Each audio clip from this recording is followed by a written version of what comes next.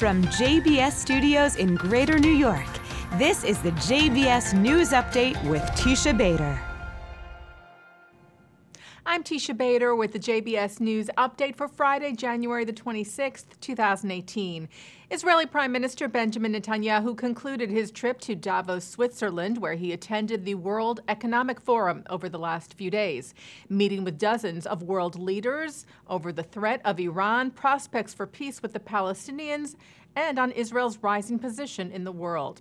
On Monday, Netanyahu will fly from Israel to Moscow for the day to meet Russian President Vladimir Putin, also to address the threat from Iran and other issues. And responding to remarks made by U.S. President Donald Trump in Davos, Palestinian chief negotiator Saeb Erekat accused the U.S. president of blackmailing the Palestinians. Trump had expressed that the Palestinians needed to return to peace talks with Israel or face more cuts in aid, and said that following the U.S. recognition of Jerusalem as Israel's capital, that issue was no longer on the table, to which Erekat said, Jerusalem is not off the negotiations table, rather the U.S. is outside the international consensus. He said those who say that Jerusalem is off the table are saying that peace is off the table. An ancient human jawbone found in a cave in Israel has pushed back the timeline of the evolution of the earliest modern human outside of Africa.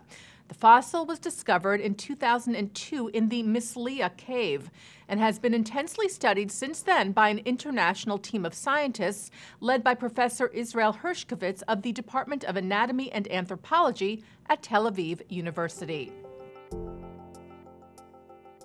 For more than 50 years, most anthropologists thought that modern humans left Africa around 100,000 years ago.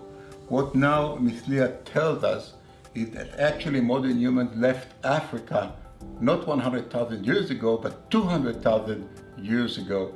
This changed the whole concept of modern human evolution. Hershkovitz's research was published yesterday in the journal Science. NASA honored its fallen astronauts yesterday, including the 7 astronauts killed aboard the shuttle Columbia 15 years ago. Among them, Israel's first astronaut, Ilan Ramon. Ramon's son, Tal, took part in the ceremony at the Kennedy Space Center, where he performed a special musical tribute for his father and the rest of the Columbia crew.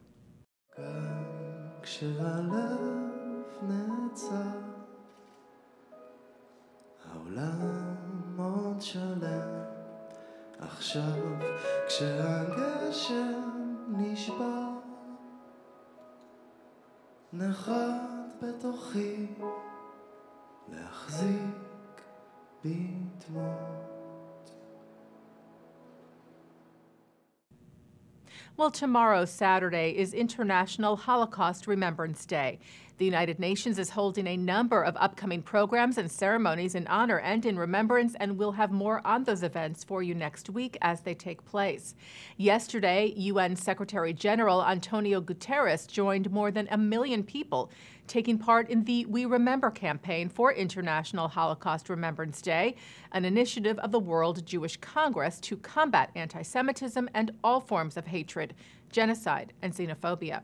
Participant photos will stream live through tomorrow on a projection screen on the grounds of the Auschwitz-Birkenau death camp.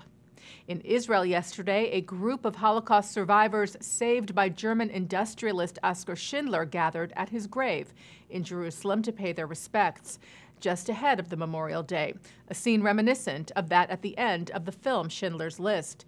Schindler, who died in 1974, saved the lives of 1,200 Polish Jews and was recognized as a righteous Gentile by Yad Vashem. He is buried in the Catholic cemetery on Mount Zion as per his request. And the IDF released a video ahead of the Remembrance Day in dedication to the 6 million Jews who perished in the Holocaust, showing Holocaust survivors and their grandchildren and great-grandchildren who are now serving in the Israel Defense Forces.